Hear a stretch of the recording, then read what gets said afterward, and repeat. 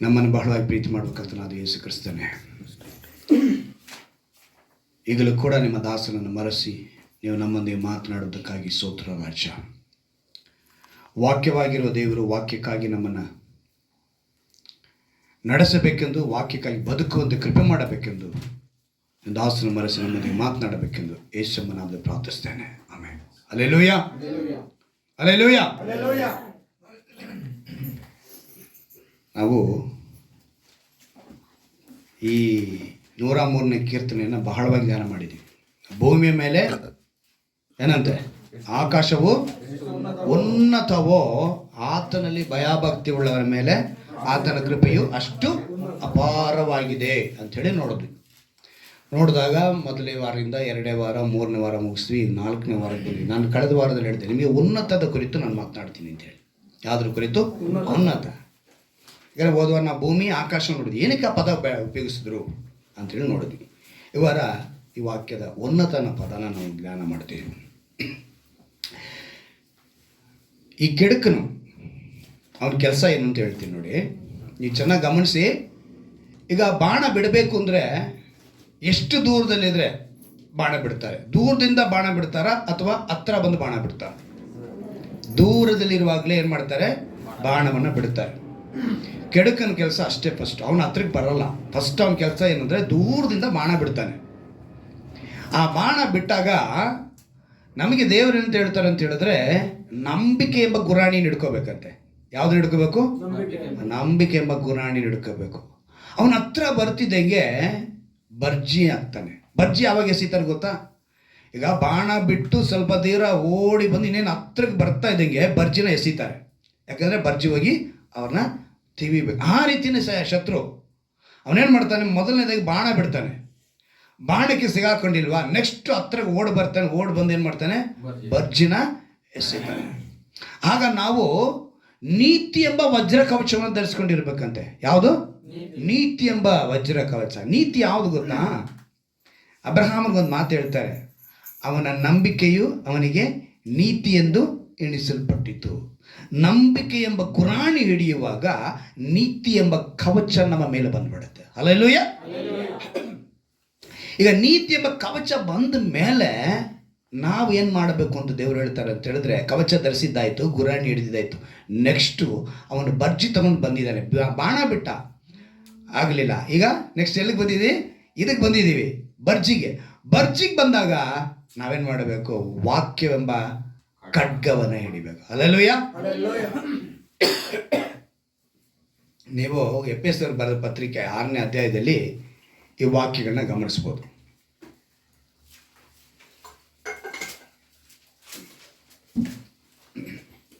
ಸಾರಿ. So ಅವನು ಕತ್ತಿಯನ್ನು ಹಿಡಿಯುವಾಗ, ವಾಕ್ಯವೆಂಬ ಕತ್ತಿಯನ್ನು ಹಿಡಿಯುವಾಗ ಅವನು ಜಯಿಸುವುದಕ್ಕೆ ಸಾಧ್ಯ. ಭೂಮಿಯ ಮೇಲೆ ಆಕಾಶ ಎಷ್ಟು ಉನ್ನತವೋ ಆತನಲ್ಲಿ ಭಯಭಕ್ತಿ ಉಳ್ಳವರ ಮೇಲೆ ಆತನ ಕೃಪೆಯು ಅಷ್ಟು ಅಪಾರವಾಗಿದೆ ತಾನು ನೋಡಿದ ಮೇಲೆ ನಾವು ಉನ್ನತ ಆ ವಿಶೇಷ ಏನು ಅಂಥೇಳಿ ಕೆಲವು ವಿಷಯಗಳನ್ನ ನಾವು ಧ್ಯಾನ ಮಾಡಬಹುದು. ಅದನ್ನು ಯೋಬನು ಯಾವ ರೀತಿ ಹೇಳ್ತಾನೆ ಈ ಉನ್ನತ ಅನ್ನೋ ಪದನ, ಆ ಉನ್ನತ ಪದ ಬರೆಯೋಕ್ಕೆ ಕಾರಣ ಏನು, ಯೋಬನ ಅದರ ಬಗ್ಗೆ ಏನಂತ ತಿಳಿಸ್ತಾನೆ. ಯೋಬನ ಪುಸ್ತಕದಲ್ಲಿ 25ನೇ ಅಧ್ಯಾಯದಲ್ಲಿ 2ನೇ ವಾಕ್ಯ. ಯೋಬನ ಪುಸ್ತಕ 25ನೇ ಅಧ್ಯಾಯದ 2ನೇ ವಾಕ್ಯದಲ್ಲಿ ಆತನ ಸೈನ್ಯಗಳಿಗೆ ಲೆಕ್ಕವಿದೆಯೋ, ಆತನ ತೇಜಸ್ಸು ಯಾರಲ್ಲಿ ಮೂಡುವುದಿಲ್ಲವೋ. 2ನೇ ವಾಕ್ಯ ಓದಿ. 25:2. ಆತನಲ್ಲಿ ಪ್ರಭುತ್ವವು ಭೀಕರತ್ವವು ಉಂಟು. ಏನಂತೆ? ತನ್ನ ಉನ್ನತ ಲೋಕದಲ್ಲಿ ಸಮಾಧಾನವನ್ನು ಸ್ಥಾಪಿಸಿದವನು ಆತನೇ. ಹಲ್ಲೆಲೂಯ. ಉನ್ನತ ಬರೆಯೋದಕ್ಕೆ ಕಾರಣ ಏನು ಅಂತೇಳಿ ಹುಡುಕಿದಾಗ ದೇವರು ತಿಳಿಸಿದಂಥ ವಾಕ್ಯ. ಸೊ ಉನ್ನತ ಅನ್ನೋ ಪದ, ಆ ಉನ್ನತ ಅಂದ್ರೆ ಏನು ಅಂದರೆ ಅಲ್ಲಿ ಏನನ್ನ ಸ್ಥಾಪಿಸಿದ್ದಾರೆ ಅಂತ ಅವರು? ಸಮಾಧಾನವನ್ನು ಸ್ಥಾಪಿಸಿದ್ದಾರೆ.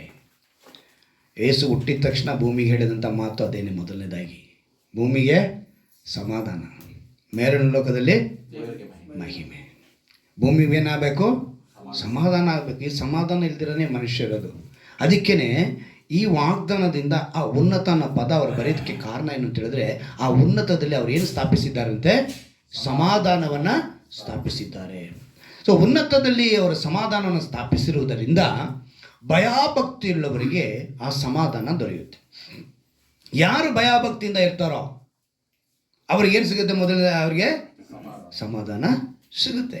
ಅದಕ್ಕೇ ಯಾಕೋಬನು 3ನೇ ಅಧ್ಯಾಯದಲ್ಲಿ ಒಂದು ಮಾತನ್ನು ಹೇಳ್ತಾರೆ. ಯಾಕೋಬನ ಬರೆದ ಪತ್ರಿಕೆ 3ನೇ ಅಧ್ಯಾಯದಲ್ಲಿ ನಾವು ಗಮನಿಸುವಾಗ, ಯಾಕೋಬನು ಬರೆದ ಪತ್ರಿಕೆ 3ನೇ ಅಧ್ಯಾಯ ಅಲ್ಲಿ ಒಂದು ಮಾತನ್ನು ಬರೆಸಿದ್ದಾರೆ. 18ನೇ ವಾಕ್ಯದಲ್ಲಿ ಇಲ್ಲಿ ಯಾಕೋಬನು 3ನೇ ಅಧ್ಯಾಯ 18ನೇ ವಾಕ್ಯ, ಸಮಾಧಾನ ಪಡಿಸುವವರು ಸಮಾಧಾನವೆಂಬ ಬೀಜವನ್ನು ಬಿತ್ತಿ ನೀತಿ ಎಂಬ ಫಲವನ್ನು ಕೊಯ್ಯುವರು. ಈಗ ಸಮಾಧಾನ ಸ್ಥಾಪಿಸಿದಂಥ ಆ ಉನ್ನತ ಸ್ಥಾನ, ಆ ಉನ್ನತ ಲೋಕ, ಆ ಸಮಾಧಾನ ಯಾರಿಗೆ ಅಂತ ಹೇಳಿದ್ರೆ ಭಯಭಕ್ತಿಯುಳ್ಳವರಿಗೆ ಸಿಗುತ್ತೆ. ಈಗ ಭಯಭಕ್ತಿಯುಳ್ಳವರಿಗೆ ಸಿಗುತ್ತೆ ಅಂತ ಹೇಳಿದ್ರೆ ಅಲ್ಲಿ ಬೀಜ ಬಿತ್ತಲ್ಪಡಬೇಕು.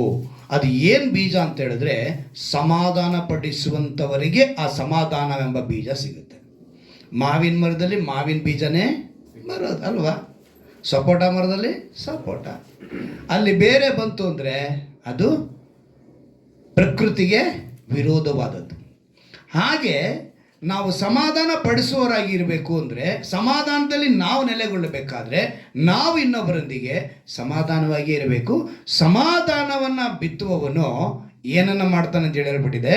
ಸಮಾಧಾನ ಪಡಿಸುವವರು ಸಮಾಧಾನವೆಂಬ ಬೀಜವನ್ನು ಬಿತ್ತಿ ನೀತಿ ಎಂಬ ಫಲವನ್ನು ಕೊಯ್ಯುವರು.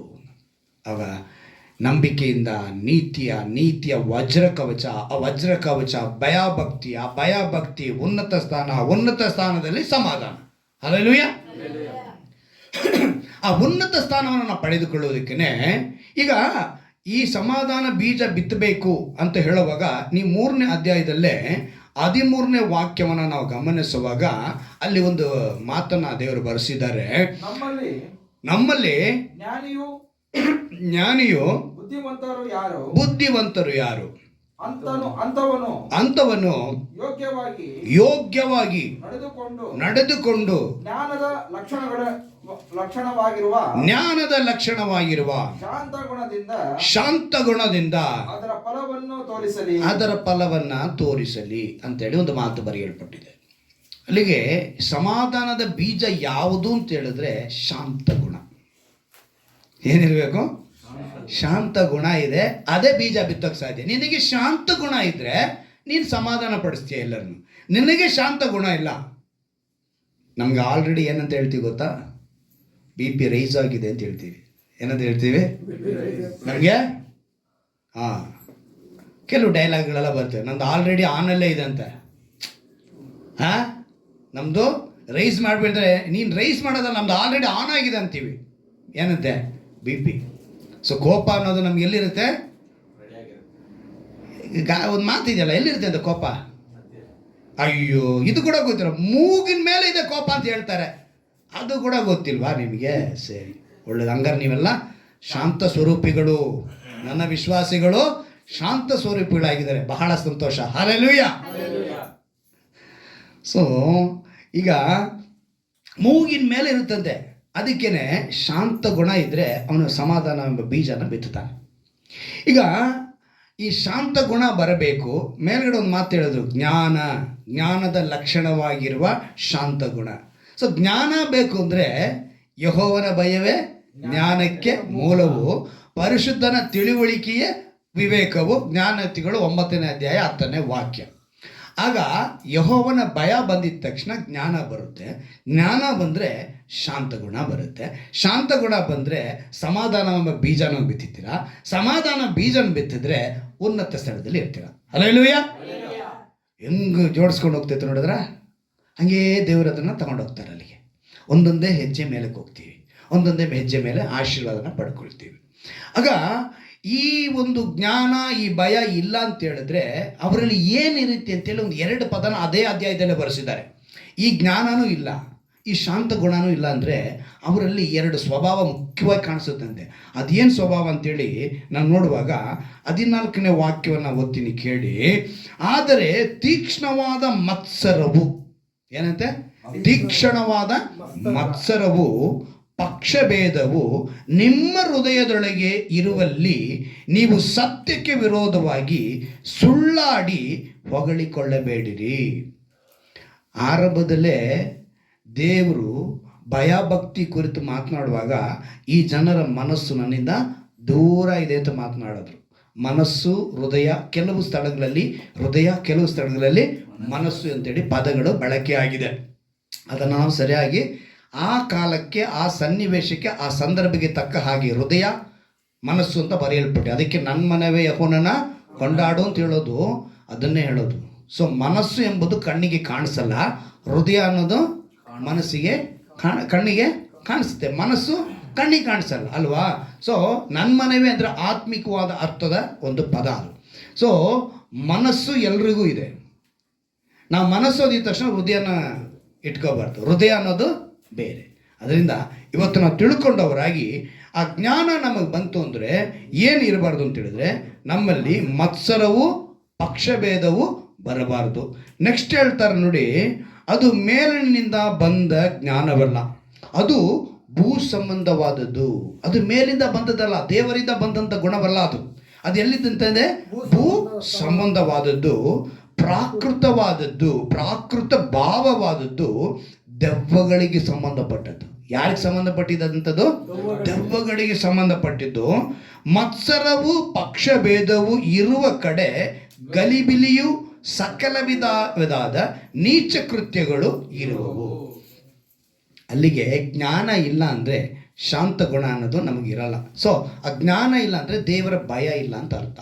ಅಲ್ಲಿ ಏನು ಸ್ವಭಾವ ಬರುತ್ತೆ ಅಂದರೆ ಮತ್ಸರ ಬರುತ್ತೆ, ಪಕ್ಷಭೇದ ಬರುತ್ತೆ, ನೆಕ್ಸ್ಟ್ ಗಲಿಬಿಲಿ ಬರುತ್ತೆ, ಅದರ ನಂತರ ನೀಚ ಕೃತ್ಯ ಬಂದ್ಬಿಡುತ್ತೆ.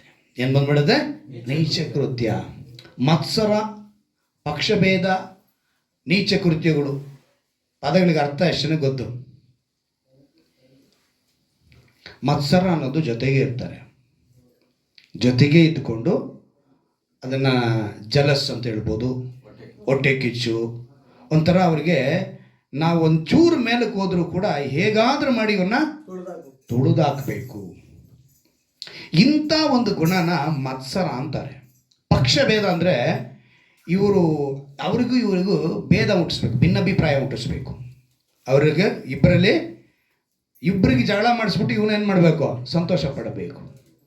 ಚೆನ್ನಾಗಿರೋ ಕುಟುಂಬಗಳ ಮಧ್ಯದಲ್ಲಿ, ಅದರಲ್ಲೂ ಅಣ್ಣ ತಮ್ಮಂದಿರು ಇರುವಂಥ ಸ್ಥಳಗಳಲ್ಲಿ ಹೊರಗಿತ್ತಿರು ಇರ್ತಾರಲ್ಲ, ಒಬ್ರಿಗೊಬ್ಬರು ಅತ್ತೆ ನನ್ನ ಹತ್ರ ಹಿಂಗಂದ್ರು, ಅತ್ತೆ ನನ್ನ ಹತ್ರ ಹಂಗಂದ್ರು, ಈ ಹೊರಗಿತ್ತಿರ ಮಾತುಗಳಿದೆಯಲ್ಲ, ಒಬ್ರಿಗೊಬ್ರು ಮಾತುಗಳು, ಇದು ಅಣ್ಣ ತಮ್ಮದ್ರಲ್ಲಿ ಏನು ಬಂದ್ಬಿಡುತ್ತೆ?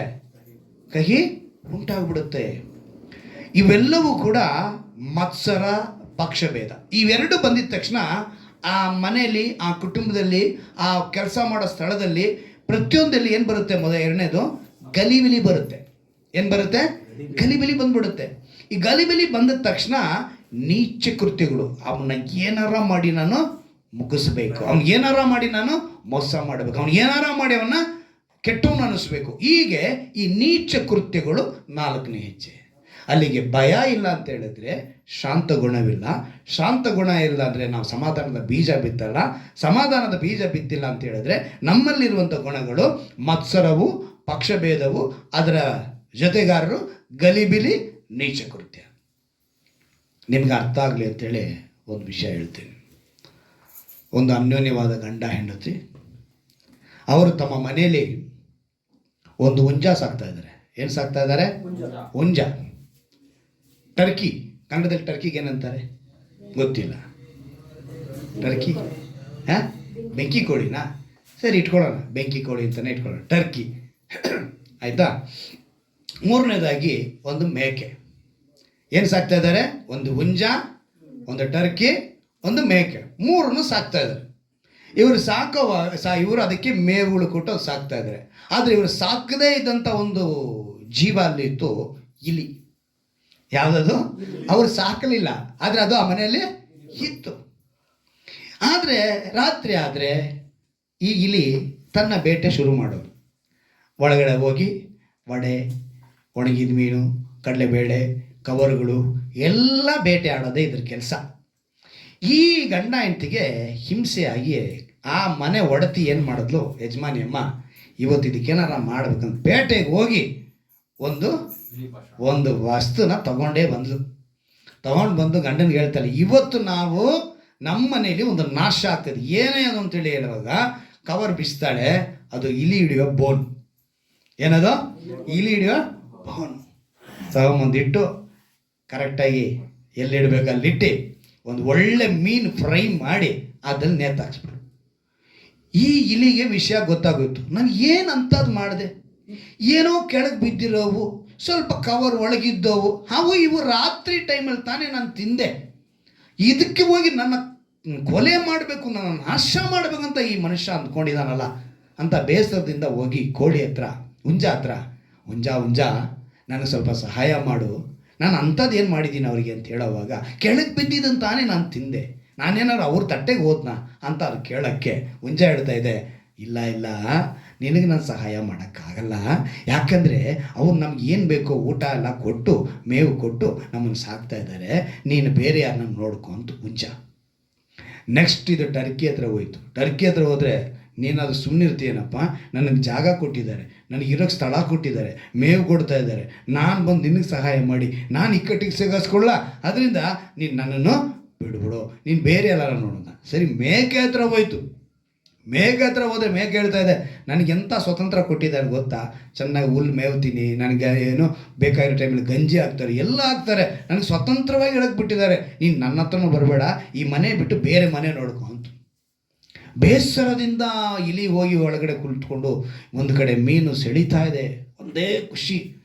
ಆದರೆ ತಿನ್ನಕ್ಕೆ ಹೋದರೆ ಪ್ರಾಣ ಹೋಯಿತು. ಕೊನೆಗೆ ಅರ್ಧ ರಾತ್ರಿಯಲ್ಲಿ ಪಠಾರ್ ಅಂತ ಸೌಂಡ್ ಬಂತು, ಕತ್ಲೆ, ಮನೆ ಒಡತಿ ಇಲಿ ಸಿಕ್ಬಿಡ್ತು. ಬನ್ರಿ ಲೈಟ್ ಹಾಕ್ರಿ ಅಂತೇಳಿ ಲೈಟ್ ಹಾಕಿ ಹೋಗಿದ್ದೆ, ಚಕ್ ಅಂತ ಬಾಕ್ಸ್ ಅನ್ನಿದೆ ಹಿಡ್ದೆ ಕೈ ಒಳಗೆ ಹಾಕೇ ಬಿಟ್ಲು, ಇಲ್ಲಿ ಹಿಡಿದು ಬಿಡಬೇಕು ಅಂತ. ಆದರೆ ಒಳಗಿದ್ದಿದ್ದು ಒಂದು ಚಿಕ್ಕ ಮರಿ ಹಾವನ್ನು ಹಿಡಿದು ಬಿಟ್ಲು. ಆ ಬೋನೊಳಗಿದ್ದಿದ್ದು ಯಾವುದೋ ಮರಿ ಹಾವು, ಅದು ಇವಳು ಬೇರನ್ನ ಕಚ್ಚಿಬಿಡ್ತು, ಹಿಡ್ಕೊಂಡ್ಬಿಡ್ತು. ಅದು ಅದೇ ಹಾವು ಸಮೇತ ಗಂಡ ಎತ್ಕೊಂಡು ಓಡು ಹಾಸ್ಪಿಟ್ಲಿಗೆ ಹೋದರೆ ಡಾಕ್ಟ್ರು ನೋಡಿ, ಏನು ವರಿ ಮಾಡಬೇಡಿ, ಇದು ಚಿಕ್ಕ ಮರಿ ಹಾವೆ, ಏನು ತೊಂದರೆ ಇಲ್ಲ ಅಂಥೇಳಿ ಔಷಧಿ ಎಲ್ಲ ಕೊಟ್ಟು, ಆಯಿತು 1-2 ದಿವಸ ಒಳ್ಳೆ ಊಟ ಕೊಡಬೇಕ್ರಿ ಇವ್ರಿಗೆ, ಆಯಿತಾ ಅಂತೇಳಿ ಅವ್ರ ಗಂಡನಿಗೆ ಹೇಳಿ ಫಸ್ಟು ಸೂಪ್ ಕೊಡಿ ಅಂದ್ರಂತೆ. ಏನು ಕೊಡಿ?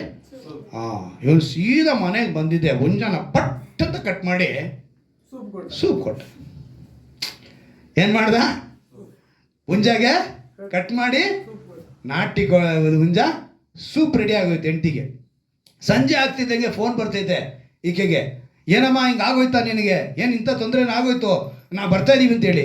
ತಕ್ಷಣ ಹೇಳ್ತಾರೆ, ರೀ ಏನ್ರಿ ಅಪ್ಪ ಅಮ್ಮ ಎಲ್ಲ ಬರ್ತಾ ಇದ್ದಾರೆ, ಎತ್ತವರು ಏನ್ರಿ ಮಾಡೋದು, ಏನು ವರಿ ಮಾಡಬೇಡ, ಅವ್ರು ಬರಲಿ, ಟರ್ಕಿ ನೋಡ್ದು ಅವ್ರಿಗೆ ಊಟ ಹಾಕ್ಬಿಡ್ತೀನಿ ಅಂತ. ಏನು ಹೇಳ್ದ? ಬಂದರು ಟರ್ಕಿ ನೋಡ್ದು ಹಾಕೋದು. ರಾತ್ರಿ ಎಲ್ಲ ಊಟ ಮಾಡಿದ್ರೆ ಅವರು ಅಳಿಯರಿಗೆ ಹೇಳ್ತಿದ್ದಾರೆ, ನೋಡ್ರಿ ಅಳಿಯ, ನಾನು ಚಿಕ್ಕ ವಯಸ್ಸಿನಲ್ಲಿ ಅರಿಕೆ ಹೊತ್ಕೊಂಡಿದ್ದೆ ಮನೆ ದೇವರಿಗೆ, ಏನಂತ, ಇವಳಿಗೆ ಏನು ಈ ಥರ ತೊಂದರೆಗಳು ಬರಬಾರ್ದು ಅಂತ, ಆದರೆ ಅದು ನೆರವೇರಿಲ್ಲ ಅಷ್ಟೇನಾ, ಮೇಕೆನ ಹೊಡೆದ್ಬಿಡೋಣ ಬಿಡಿ.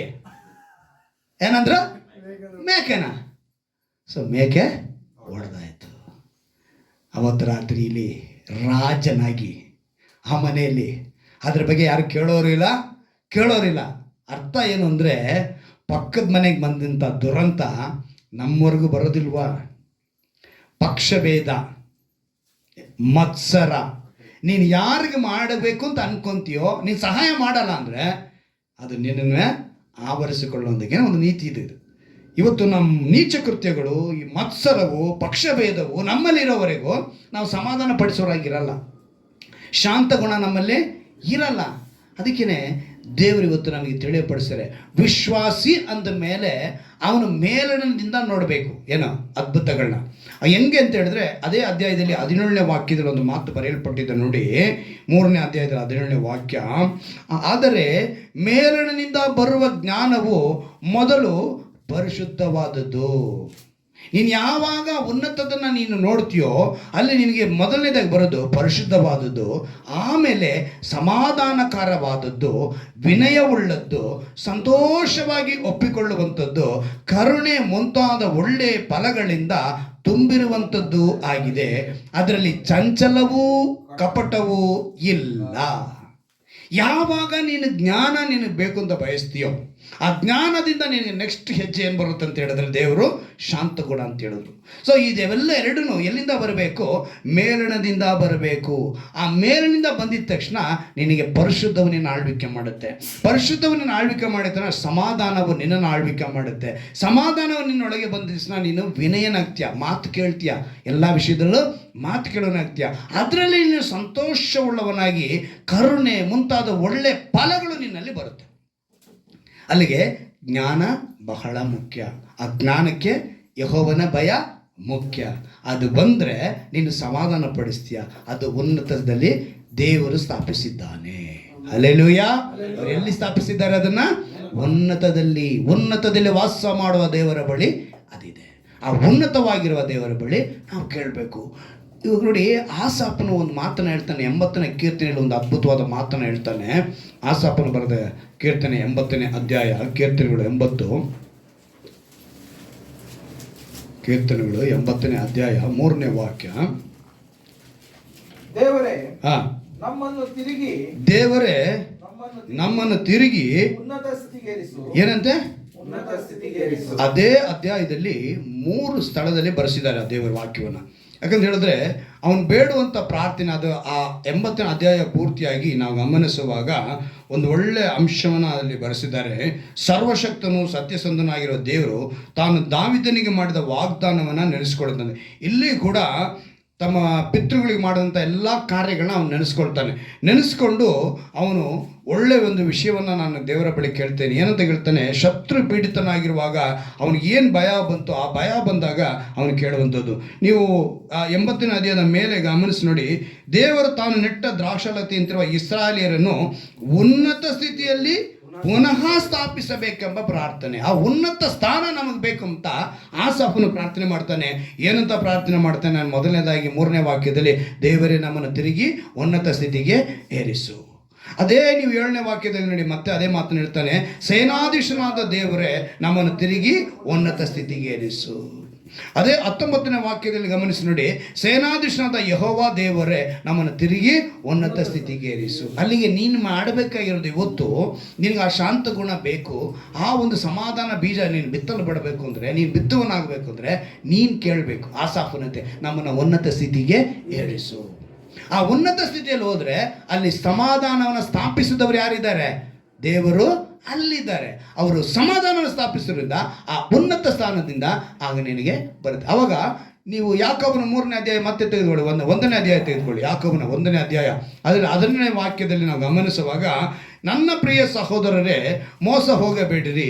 ಎಲ್ಲ ಒಳ್ಳೆ ದಾನಗಳು, ಕುಂದಿಲ್ಲದ ಎಲ್ಲ ವರಗಳು, ಮೇಲನಿಂದ ಸಕಲ ವಿಧವಾದ ಬೆಳಕಿಗೂ ಮೂರನೇ ಕಾರಣನಾದವನಿಂದ ಇಳಿದು ಬರುತ್ತವೆ. ಆತನಲ್ಲಿ ಚಂಚಲತ್ವವೇನೂ ಇಲ್ಲ, ವ್ಯತ್ಯಾಸದ ಸೂಚನೆಯೂ ಇಲ್ಲ. ಎಲ್ಲವೂ ಮೇಲನಿಂದನೇ ಬರೋದು, ಆ ಉನ್ನತ ಸ್ಥಾನದಿಂದನೇ ಬರೋದು. ಇವತ್ತು ನಮ್ಮ ಜನಗಳೆಲ್ಲ ಮಧ್ಯದಲ್ಲಿ ಒಂದು ವಿಷಯ ನಾನು ಹೇಳ್ತೀನಿ. ಅವರು ಯಾವಾಗಲೂ ನನ್ನ ಬಳಿ ಅಂತ ನಾನು ಕೇಳೋದನ್ನು ನಾನು ಗಮನಿಸಿದ್ದೀನಿ. ಏನಕ್ಕೆ ಅಂಥೇಳಿ ನಾನು ಗಮನಿಸುವಾಗ, ಇವತ್ತಿನ ದಿವಸದಲ್ಲೇ ಸಾಮಾನ್ಯವಾಗಿ ಹೆತ್ತವರು ಒಂದು ಮಾತನ್ನು ಈ ಪಾಸ್ಟರ್ಸ್ಗಳ ಹತ್ರ, ಬೋಧಕರುಗಳ ಹತ್ರ ಕೇಳ್ತಾರೆ. ಏನಂತ ಹೇಳ್ತಾರೆ ಅಂತ ಹೇಳಿದ್ರೆ, ನನ್ನ ಮಗ ಯಾಕೋ ಈ ನಡುವೆ ವಿದ್ಯೆಯಲ್ಲಿ ತುಂಬ ಕಡಿಮೆ ಆಗಿದ್ದಾನೆ.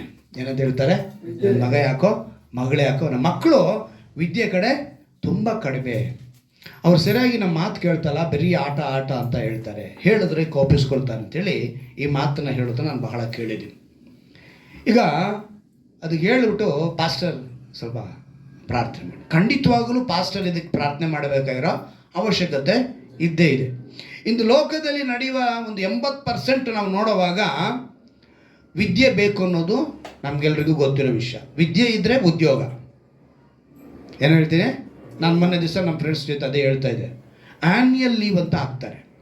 ಆ್ಯನ್ಯಲ್ ಲೀವ್ ಅಂದರೆ ಏನು? ವರ್ಷಕ್ಕೆ ಇಷ್ಟು ರಜಾ. ಅವರಿಗೆ ಒಂದು 12 ರಜಾ ಇದೆ. ಆ 12 ರಜಾನ ಯಾವುದನ್ನ ವರ್ಷದಲ್ಲಿ ಒಂದು ತಿಂಗಳಲ್ಲಿ ಅವ್ರಿಗೆ ಆ ರಜಾ ಬಿಟ್ಟು ಗೌರ್ಮೆಂಟ್ ರಜಾ ಬೇರೆ ಇರುತ್ತೆ, ಆಮೇಲೆ CL ಅಂತ ಇರುತ್ತೆ, ಆಮೇಲೆ LOPನೂ ಮಾಡ್ಕೋಬೋದು. LOP ಅಂದರೆ ಲಾಸ್ ಆಫ್ ಪೇಮೆಂಟು, CL ಅಂದರೆ ಕ್ಯಾಶುಯಲ್ ಲೀವು. ಹೀಗೆ ಅನೇಕ ರಜೆಗಳಿರ್ತವೆ. ಆ ರಜೆಗಳನ್ನು ಬಿಟ್ಟು ಈ ಆನ್ಯಲ್ ಲೀವ್ ಅಂತ ಒಂದು 10 ದಿವಸ 12 ದಿವಸ ಇರುತ್ತೆ, ಅದನ್ನು ಹಾಕಿ ಅವ್ರ ಊರು ಟ್ರಿಪ್ಗಳು ಹೋಗ್ತಾರೆ. ನಾವು ಡ್ರೈವರ್ ಯೋಚನೆ ಮಾಡಿ, ನಮಗೆ ಎಲ್ಲಿದೆಯಪ್ಪ, ನಾವು ಆ್ಯನ್ಯಲ್ ಟ್ರಿಪ್ ಹಾಕ್ಬೇಕಾದ್ರೆ ಒಂದು ಲೋನ್ ತೊಗೋಬೇಕು. ಏನು ಮಾಡ್ಬೇಕು, ನಾವು ಲೋನ್ ತೊಗೊಂಡು ಅದಕ್ಕೆ EMI ಕಟ್ಟೋದು ಹೆಂಗೆ ಅಂತ ಯೋಚನೆ ಮಾಡಬೇಕು. ಅಲ್ಲಿಗೆ ನಮಗೇನು ಕಾರಣ ಅಂತ ಹೇಳಿದ್ರೆ ಏನಿಲ್ಲ, ವಿದ್ಯೆ ಇಲ್ಲ. ವಿದ್ಯೆ ಇದ್ದರೆ ಉದ್ಯೋಗ, ಉದ್ಯೋಗ ಇದ್ದರೆ ಈ ಅನುಕೂಲ.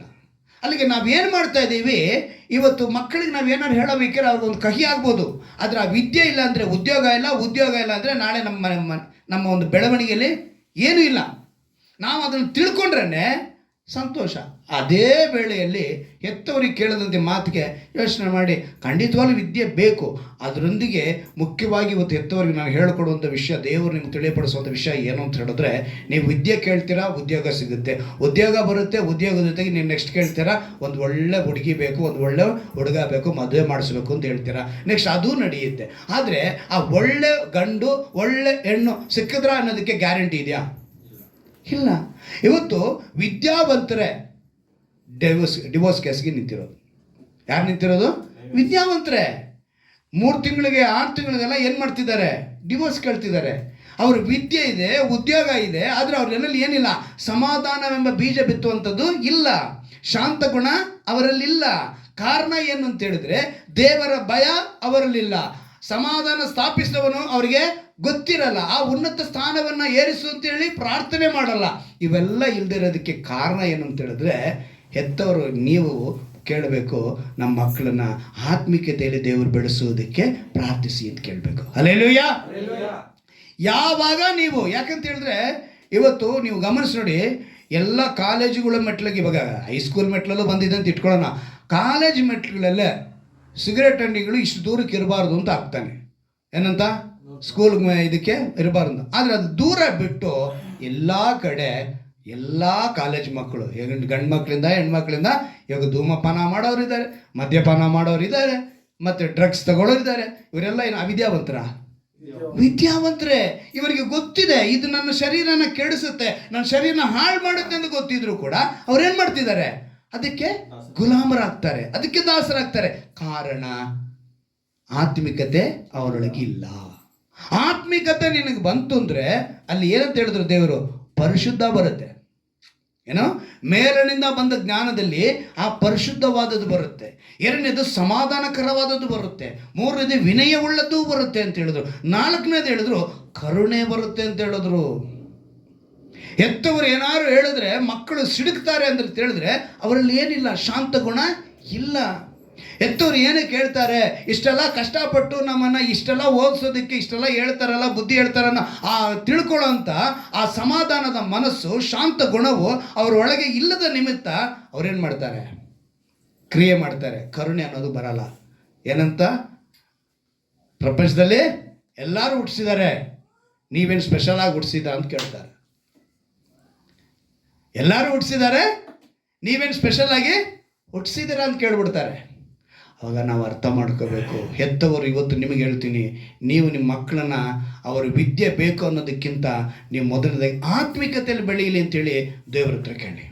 ಆತ್ಮಿಕತೆ ಯಾವಾಗ ಒಳಗೆ ಬರುತ್ತೋ ವಿದ್ಯೆ ಬರುತ್ತೆ, ವಿದ್ಯೆ ಯಾವಾಗ ಬರುತ್ತೋ ಅದರೊಂದಿಗೆ ಉದ್ಯೋಗ ಬರುತ್ತೆ, ಉದ್ಯೋಗ ಯಾವಾಗ ಬರುತ್ತೋ ಅದಕ್ಕೆ ತಕ್ಕನಾದ ಹೆಂಡತಿನೂ ಸಿಗ್ತಾರೆ, ಗಂಡನೂ ಸಿಗ್ತಾನೆ, ಅದಕ್ಕೆ ತಕ್ಕನಾದ ಕುಟುಂಬ ಇರುತ್ತೆ. ಎಲ್ಲಿ? ಆತ್ಮಿಕತೆಯಿಂದ ಬಂದರೆ.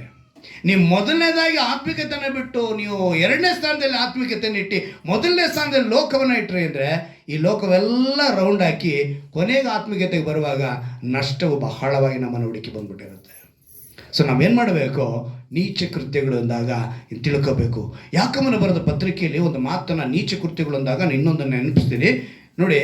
ಯಾಕೋಬನ ಬರೆದ ಪತ್ರಿಕೆ 5ನೇ ಅಧ್ಯಾಯ 16ನೇ ವಾಕ್ಯ. ಯಾಕೋಬನ ಬರೆದ ಪತ್ರಿಕೆ 5ನೇ ಅಧ್ಯಾಯ.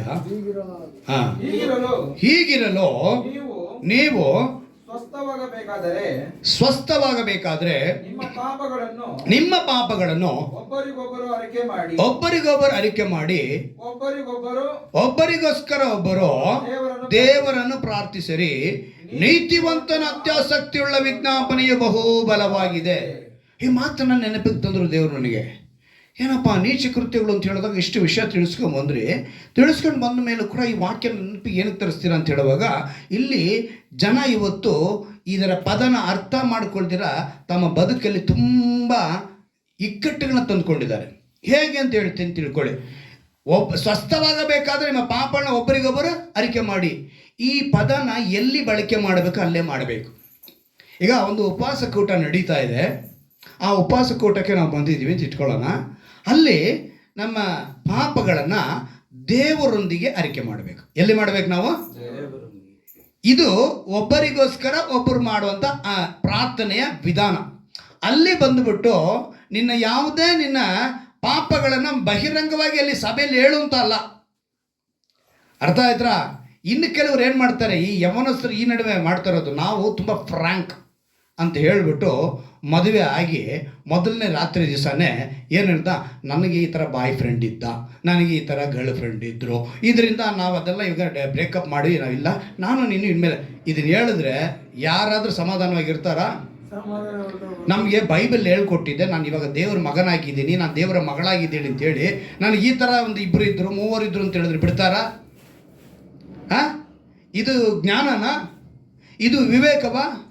ಅದಕ್ಕೇನೆ ಯೆಹೋವನ ಭಯವೇ ಜ್ಞಾನಕ್ಕೆ ಮೂಲವು, ಪರಿಶುದ್ಧನ ತಿಳುವಳಿಕೆಯೇ ವಿವೇಕವು ಅಂತ ಏನು ಕೇಳಿದ್ದು. ಈ ವಿವೇಕ, ಈ ಜ್ಞಾನ ನಿನಗೆ ಬೇಕು ಅಂತ ಹೇಳಿದ್ರೆ ವಾಕ್ಯವನ್ನು ಸರಿಯಾಗಿ ಅರ್ಥ ಮಾಡ್ಕೊಳ್ಬೇಕು. ನೀಚ ಕೃತ್ಯಗಳು ಅಂದಿದ ತಕ್ಷಣ ಇಂಥ ವಿಷಯಗಳನ್ನ ಇವತ್ತು ಒಂದು ಕೆಲವು ಇದೆಯಲ್ಲ, ಈ ರೋಮನ್ ಕ್ಯಾಥಲಿಕ್ ಸಭೆಗಳಲ್ಲಿ ಒಂದು ಬೂತ್ ಇಟ್ಟಿರ್ತಾರೆ. ಅಲ್ಲಿ ಹೋಗಿ ಏನು ಮಾಡ್ತಾರೆ, ಇವರು ಪಾಪವನ್ನು ಅರಿಕೆ ಮಾಡ್ತಾರೆ. ಇದು ಸರಿಯಲ್ಲ ಅಂತೇಳಿನೇ ಮಾರ್ಟಿನ್ ಲೂಥರ್ ಬೇರೆ ಹೇಳಿ ನಾವು ಪ್ರೊಟೆಸ್ಟೆಂಟ್ ಅಂತೇಳಿ ಹೊರಗೆ ಬಂದಿದ್ದು. ಅಲ್ಲಿ ಹೋಗಿ ಈ ಥರ ಹೇಳೋದ್ರಿಂದ ಅವರು ಆ ಪಾಸ್ಟರ್ಗಳು ಬ್ಲ್ಯಾಕ್ ಮೇಲ್ ಮಾಡಿದ್ದಾರೆ ಎಷ್ಟೋ ಜನರನ್ನ. ನೀನು ಇದನ್ನು ಹೇಳಿ ನನಗೆ ಇಷ್ಟು ಕೊಟ್ಟಿಲ್ಲ ಅಂತ ಹೇಳಿದ್ರೆ, ಇಲ್ಲ ನೀನು ನನ್ನ ಹತ್ರ ಬರಲಿಲ್ಲ ಅಂತ ಹೇಳಿದ್ರೆ ನಾನು ನಿನ್ನ ವಿಷಯವನ್ನು ಬಹಿರಂಗಪಡಿಸ್ತೀನಿ, ಬಯಲುಪಡಿಸ್ತೀನಿ, ನಿನ್ನ ಗುಟ್ಟು ರಟ್ಟಾಗುತ್ತೆ. ಇಂಥ ಘಟನೆಗಳು ಕೂಡ ಬಹಳ ನಡೆದೋಗಿದೆ. ಆಗ ವಾಕ್ಯನ ಸರಿಯಾದ ರೀತಿಯಲ್ಲಿ ನಾವು ಅರ್ಥ ಮಾಡ್ಕೊಳ್ಬೇಕು. ಸರಿಯಾದ ರೀತಿಯಲ್ಲಿ ಅರ್ಥ ಮಾಡಿಕೊಂಡ್ರೆ ನಮಗೆ ಸಿಗುವಂಥ ಆಶೀರ್ವಾದ, ಆ ಸಮಾಧಾನವನ್ನು ಬೀಜನ ಬಿತ್ತಿತಿರಲ್ಲ, ಆ ಶಾಂತ ಗುಣ ನಿಮ್ಮಲ್ಲಿ ಬರುತ್ತಲ್ಲ, ನಿಮ್ಮ ಬದುಕು ಹೆಂಗಿರುತ್ತೆ. ಕೊನೆ ಅಧ್ಯಾಯ ವಾಕ್ಯ, ಯೆಶಾಯನ ಪ್ರವಾದಿಯ ಗ್ರಂಥ 32ನೇ ಅಧ್ಯಾಯ, ಒಂದು ಅದ್ಭುತವಾದ ಮಾತು ಬರೆಸ್ತಾರೆ ನೋಡಿ ದೇವರು. ನೀನು ಯಾವಾಗ ನೀನು ಅದನ್ನು ನೆನೆಸ್ಕೊಳ್ತೀಯೋ ದೇವರು ನಿನಗೆ ಇಂಥ ಆಶೀರ್ವಾದನ ದಯಪಾಲಿಸ್ತಾರೆ. 32ನೇ ಅಧ್ಯಾಯದಲ್ಲಿ 15ನೇ ವಾಕ್ಯವನ್ನು ನಾವು ಗಮನಿಸುವಾಗ, ಯೆಶಾಯನ ಪ್ರವಾದಿಯ ಗ್ರಂಥ,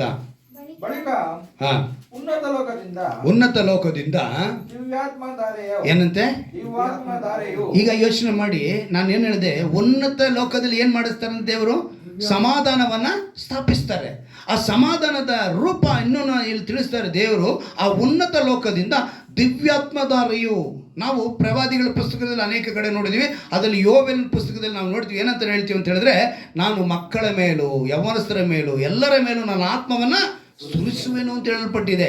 ಆ ದಿವ್ಯ ಆತ್ಮವನ್ನ ಇಲ್ಲಿ ಏನಂತ ಹೇಳಿದ್ದಾರೆ, ಬಳಿಕ ಉನ್ನತ ಲೋಕದಿಂದ ದಿವ್ಯಾತ್ಮಧಾರೆಯು ನಮ್ಮ ಮೇಲೆ ಸುರಿಸಲ್ಪಡುವುದು. ಯಾವಾಗ ನೀವು ಈ ವಾಕ್ಯಗಳನ್ನು ಸರಿಯಾಗಿ ಜ್ಞಾನದಿಂದ ತಿಳ್ಕೊಂಡಾಗ ನಿಮ್ಮ ಮೇಲೆ ದಿವ್ಯಾತ್ಮಧಾರೆಯು ಆಗ ಅರಣ್ಯವು ಏನಾಗುತ್ತಂತೆ, ತೋಟವಾಗುತ್ತೆ. ಅರಣ್ಯ ಅಂದಿದ ತಕ್ಷಣ ಯಾವುದು? ಕಾಡು ಥರ ಇಲ್ಲ ನಮ್ಮ ಬದುಕು. ಇಕ್ಕಟ್ಟು, ಸಂಕಟ, ವೇದನೆ, ಗಲಿಬಿಲಿ ಇಂಥ ಒಂದು ವಿಷಯ ಇದೆ ಇರುವಂಥ ನಮ್ಮ ಬದುಕು ಹೇಗಂತೆ ತೋಟವಾಗುತ್ತೆ. ತೋಟ ಅಂದ್ರೇನು? ಅಂದವಾಗಿರಬೇಕು. ಅಲ್ಲಿ ನಮಗೆ ಬೇಕಾಗಿರುವಂಥ ಎಲ್ಲ ವಿಧವಾದ ಅಂದದ ಗಿಡಗಳಿರ್ಬೋದು, ಅದು ಹಣ್ಣಾಗ್ಬೋದು ಅಥವಾ ಹೂವಾಗ್ಬೋದು. ಅದು ಅಂದವನ್ನು ತೋರಿಸುವಂಥದ್ದೇ ತೋಟ ಅಂತ ಹೇಳೋದು, ಇಲ್ಲಾಂದರೆ ತೋಟ ಅಂತ ಹೇಳಲ್ಲ. ಸೊ ಅಂದವಾದ ಬದುಕು ನಮಗೆ ಬರುವುದು. ಈಗಿನ ತೋಟವು ಆಗಿನವರಿಗೆ ಅರಣ್ಯವಾಗಿ ಕಾಣಿಸುವುದು. ನ್ಯಾಯವು ಅಡವಿಯಲ್ಲಿಯೂ ನೆಲೆಗೊಳ್ಳುವುದು. ಏನಂತೆ, ನ್ಯಾಯವು ಅಡವಿನಲ್ಲಿ ನಿನಗೆ ನ್ಯಾಯ ಸಿಗುತ್ತೆ. ನನಗೆ ಎಲ್ಲಿಂದ ನ್ಯಾಯ ಸಿಗುತ್ತೆ ಅಂತ ಹೇಳುವಾಗ, ನಿನ್ನ ಬದುಕಿನಲ್ಲಿ ಅಡವಿಯ ಮಾರ್ಗದಲ್ಲಿರುವಂಥ ನಿನ್ನ ಬದುಕಿನಲ್ಲಿ, ಅಡವಿ ಅಂದರೆ ಏನರ್ಥ? ಕಾಡಿಗೆ ಹೋಗೋದು ಸಿಂಹ ಹುಲಿ ಜೊತೆ ಇರೋದಲ್ಲ. ಅಂದರೆ ಸಿಂಹದ ಹಾಗೆ, ಹಾವಿನ ಹಾಗೆ ದುಷ್ಟ ಜನರು, ದುಷ್ಟ ಸ್ವಭಾವಗಳು, ದುಷ್ಟರಿಂದ ನಿನಗೆ ಬರುವಂಥ ಆ ಒಂದು ಹೋರಾಟದಲ್ಲಿ ನಿನಗೆ ನ್ಯಾಯವನ್ನು ಸಿಗಿಸ್ತೆ. ಆ ನ್ಯಾಯವನ್ನು ದೇವರು ಒದಗಿಸಿಕೊಡ್ತಾರೆ. ಧರ್ಮವು ತೋಟದಲ್ಲಿ ಇದ್ದೇ ಇರುವುದು. ದೇವರ ಒಂದು ವಿಶೇಷವಾದ ನ್ಯಾಯವು ಆ ತೋಟದಲ್ಲಿ ಇರುತ್ತದೆ. ಧರ್ಮದಿಂದ ಸಮಾಧಾನವು ಫಲಿಸುವುದು. ಶಾಂತಿ ನಿರ್ಭಯಗಳು ಧರ್ಮದ ನಿಷ್ಪರಿಣಾಮವಾಗಿರುವವು. ನನ್ನ ಜನರು ಸಮಾಧಾನದಲ್ಲಿಯೂ ನಿರ್ಭಯ ನೆಲೆಗಳಲ್ಲಿಯೂ ನೆಮ್ಮದಿಯ ಆಶ್ರಯಗಳಲ್ಲಿಯೂ ನೆಲೆಗೊಳ್ಳುವರು. ಹಲ್ಲೆಲೂಯಾ. ಯಾವಾಗ ಉನ್ನತ ಲೋಕದಲ್ಲಿ ಇವೆಲ್ಲ ಸುರಿಯಲ್ಪಡುತ್ತೋ ನೀವೆಲ್ಲಿ ವಾಸ ಮಾಡ್ತೀರ ಅಂತ ಹೇಳ್ತಾರೆ? ಸಮಾಧಾನದಲ್ಲಿಯೂ, ಸಮಾಧಾನ ನಿವಾಸದಲ್ಲಿಯೂ, ನಿರ್ಭಯ ನೆಲೆಗಳಲ್ಲಿಯೂ, ನೆಮ್ಮದಿಯ ಆಶೆಗಳಲ್ಲಿಯೂ ನಾವು ನೆಲೆಗೊಳ್ತೀವಿ. ಈ ಅನುಭವ ಕೊಡಿ ಅಂತೇಳಿ ನಾವೆಲ್ಲ ಮೊಣಕಾಲಾಕಿ ದೇವರು ಇವತ್ತು ಆ ಉನ್ನತ ಲೋಕದ ಸಮಾಧಾನದಲ್ಲಿ ಸ್ಥಾಪಿಸಿದಂಥ ದೇವರು ನಮಗೆ ವಾಕ್ಯಗಳನ್ನ ಕೊಟ್ಟಿದ್ದಾರೆ. ಈ ಅನುಭವಗಳಿಗೆ ನಡೆಸು ಅಂತೇಳಿ ನಾವೆಲ್ಲ ಮೊಣಕಾಲಾಕಿ ಪ್ರಾರ್ಥನೆ ಮಾಡೋಣವಾ? ಎಲ್ಲರೂ ಮೊಣಕಾಲಾಕೋಣ.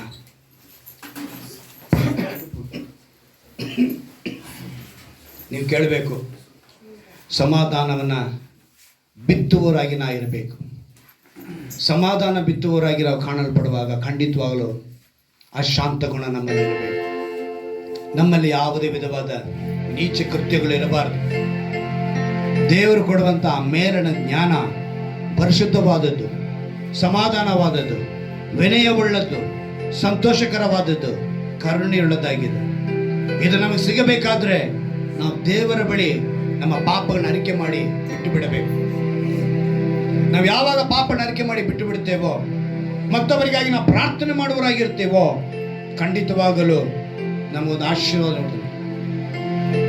ಯಾಕಂದರೆ ಹೇಳಿದ ವಾಕ್ಯದ ಪ್ರಕಾರ ಯಾರು ಯಾರಿಗೆ ಯಾವಾಗ ಹೇಳಬೇಕೆಂಬುದನ್ನು ತಿಳಿದವರಾಗಿ ಆ ಜ್ಞಾನ ತಿಳುವಳಿಕೆಯು, ಆ ಪರಿಶುದ್ಧನ ತಿಳುವಳಿಕೆಯು ನಮ್ಮೊಳಗಿರುವಂತೆ ನಾವು ಪ್ರಾರ್ಥಿಸಬೇಕು. ದೇವರಿಗೆ ಹೇಳಬೇಕಾಗಿದ್ದನ್ನು ದೇವರಿಗೆ ಹೇಳಬೇಕು, ಪರಿಶುದ್ಧರಾಗಬೇಕು. ಮನುಷ್ಯರಿಗೆ ಹೇಳಬೇಕಾಗಿದ್ದನ್ನು ಮನುಷ್ಯರಿಗೆ ಹೇಳಬೇಕು, ಪ್ರಾರ್ಥಿಸಬೇಕು. ಉನ್ನತ ಲೋಕದಿಂದ ದಿವ್ಯಾತ್ಮ ಧಾರೆಯು ನಮ್ಮ ಮೇಲೆ ಸುರಿಸಲ್ಪಡುವುದು. ಆಗ ಅರಣ್ಯವು ತೋಟವಾಗುವುದು, ನ್ಯಾಯವು ಅಡವಿಯಲ್ಲಿ ನೆಲೆಗೊಳ್ಳುವುದು, ಧರ್ಮದಿಂದ ಸಮಾಧಾನವು ಫಲಿಸುವುದು, ಶಾಂತಿ ನಿರ್ಭಯಗಳು ಧರ್ಮದ ನಿಷ್ಪರಿಣಾಮವಾಗಿರುವವು. ಧರ್ಮದ ನಿವಾಸದಲ್ಲಿಯೂ, ಸಮಾಧಾನದ ನಿವಾಸದಲ್ಲಿಯೂ, ನಿರ್ಭಯ ನೆಲೆಗಳಲ್ಲಿಯೂ, ನೆಮ್ಮದಿಯ ಆಶ್ರಯಗಳಲ್ಲಿಯೂ ನಾವು ನೆಲೆಗೊಳ್ಳುವವರಾಗಿರ್ತೀವಿ. ಮಾಡಬೇಕಾಗಿದ್ದಲ್ಲ ಇಷ್ಟೇ. ಆ ಉನ್ನತ ಲೋಕದಲ್ಲಿರುವ ದೇವರಲ್ಲಿ ನಾವು ಪ್ರಾರ್ಥಿಸುವುದು.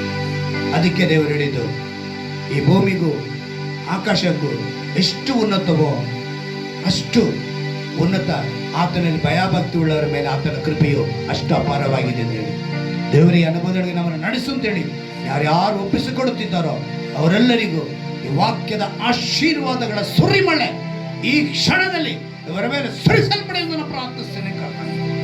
ಈ ವಾಕ್ಯವನ್ನು ಕೇಳುವಂತ ಪ್ರತಿಯೊಬ್ಬರಿಗೂ ಒಂದು ದೈವಿಕವಾದ ಸಮಾಧಾನ ಇವರನ್ನು ಆಳ್ವಿಕೆ ಮಾಡಲಿ. ಚಿಕ್ಕವರಿಂದ ದೊಡ್ಡವರವರೆಗೂ ತಮ್ಮನ್ನ ವಾಕ್ಯಕ್ಕೆ ಅಧೀನಪಡಿಸಿಕೊಂಡವರಾಗಿ, ವಿನಯವುಳ್ಳವರಾಗಿ, ವಿಧೇಯರಾಗಿ, ವಾಕ್ಯಕ್ಕೆ ತಮ್ಮನ್ನು ಸಮರ್ಪಿಸಿಕೊಂಡವರಾಗಿ ಬದುಕುವಂತ ಆ ಮನಸ್ಸನ್ನು ಇವರಿಗೆ ಕೊಡಬೇಕನ್ನ ನಾನು ಪ್ರಾರ್ಥಿಸ್ತೇನೆ. ಕರ್ತನೆ, ನೀನು ಆರಂಭದಲ್ಲೇ ಹೇಳಿದೆಪ್ಪ, ಇವರ ಮನಸ್ಸು ದೂರವಾಗಿದೆ ಅಂತೇಳಿ. ಅಂತ ವಿಶ್ವಾಸಿಗಳಾಗಿ ಇವರು ಇರೋದಂತೆ ಇವರೆಲ್ಲರೂ ನಿನ್ನ ಹತ್ತಿರಕ್ಕಿರುವಂತ ವಿಶ್ವಾಸಿಗಳಾಗಿ ಈ ವಾಕ್ಯದಿಂದ ನೀನು ಬದಲಾಯಿಸಬೇಕೆಂದು ನಾನು ಪ್ರಾರ್ಥಿಸ್ತೇನೆ. ಕರ್ತನೆ, ಯಾರ್ಯಾರು ಈ ಸಮಯದಲ್ಲಿ ತಮ್ಮನ್ನು ಸಮರ್ಪಿಸಿಕೊಳ್ಳುತ್ತಿದ್ದಾರೋ ಈ ವಾಕ್ಯದ ಆಶೀರ್ವಾದ ಅವರನ್ನು ಆಳ್ವಿಕೆ ಮಾಡಲಿ. ಕರ್ತನೆ, ಒಂದು ವೇಳೆ ಈ ವಾಕ್ಯವನ್ನ ಬೇರೆ ಯಾವುದೇ ಆದರೂ ಕೂಡ ಕರ್ತನೆ, ಯಾವ ಸಮಯದಲ್ಲಿ ಯಾವ ಗಳಿಗೆಯಲ್ಲಿ ಕೇಳಿದರೂ ಕೂಡ ಕರ್ತನೆ, ಆನ್ಲೈನ್ ಕೇಳಬಹುದು, ಯೂಟ್ಯೂಬ್ ಅಲ್ಲಿ ಕೇಳಬಹುದು ಕರ್ತನೆ, ಅವರಿಗೆ ಈ ವಾಕ್ಯದ ಒಂದು ಸಮಾಧಾನ ಅವರನ್ನು ಆಳ್ವಿಕೆ ಮಾಡಲಿ. ಕುಟುಂಬದಲ್ಲಿ ಸಮಾಧಾನ ಆಳ್ವಿಕೆ ಮಾಡಲಿ. ರಾಜ ಎಲ್ಲ ಬಲಹೀನತೆಗಳನ್ನು ತೆಗೆದ ಆರೋಗ್ಯವನ್ನು ದಯಪಾಲಿಸಿ ನಿನ್ನ ನಾಮನ ಮಯಪಡಿಸಿಕೊಂಡು ನಮ್ಮ ರಕ್ಷಕನು ವಿಮೋಚಕನಾಗಿರುವ ಯೇಸು ಕ್ರಿಸ್ತನ ನಾಮದಲ್ಲಿ ಪ್ರಾರ್ಥಿಸಿ ಬೇಡಿ ಒಂದು ಜೋಡಗಳಲ್ಲಿ. ಆಮೆನ್. ಹಲ್ಲೆಲೂಯಾ.